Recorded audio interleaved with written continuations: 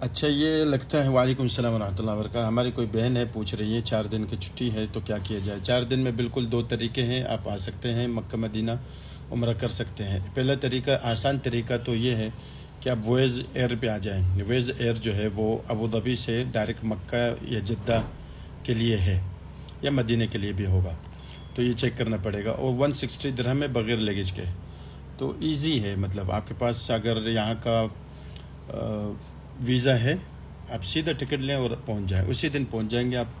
پھر مکے میں آپ اسٹے کریں 1 دن اگر رہنا ہے، پھر مکے سے مدینہ گاڑی کی کوئی اگر ترتیب بن جائے وہ کریں، یا ٹرین پہ چلے جائیں، مدینہ میں 1 دن اسٹے کر لیں، پھر اس کے بعد دوبارہ آپ کو جا سکتی ہے۔ مطلب 4 دن میں آپ کا عمرہ ہو سکتا ہے، یہ آسان طریقے سے ہو سکتا ہے۔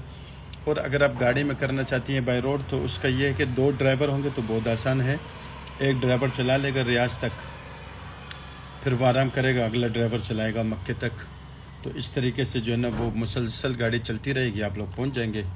آپ کو 5-6 گھنٹے مکے میں مل جائیں گے، پھر مدینہ چلے جائیں گے تو 5-6 گھنٹے آپ کو مدینہ میں مل جائیں گے، پھر وہاں سے ڈائریکٹ تو بائی روڈ بھی ہو سکتا ہے، بشرطے کہ 2 ڈرائیور ہوں، یا ایک ہی ڈرائیور ہو۔ جو مطلب کچھ ڈرائیور جو ہے نا جن کو نیند آ جاتی ہے، کچھ ڈرائیور ہیں وہ رات دن چلاتے ہیں، تو اگر ایسا کوئی ڈرائیور ہے رات دن چلانے والا ہے تو وہ پھر آرام سے آ سکتا ہے۔ رات دن سے مراد یہ ہے کہ تھوڑی سی نیند میں اس کا اکتفا ہو جاتا ہے، 2-3 گھنٹے سو گیا پھر چلا لیا۔ جس طرح ہمارے یہ بس ڈرائیور تھا، ہم بس پہ آئے نا تو نہیں سویا راستے میں، بمشکل میرے خیال سے آدھا گھنٹہ 1 گھنٹہ 1.5 گھنٹہ سویا ہوگا، تو وہ یہاں پہنچا دیا ہمیں۔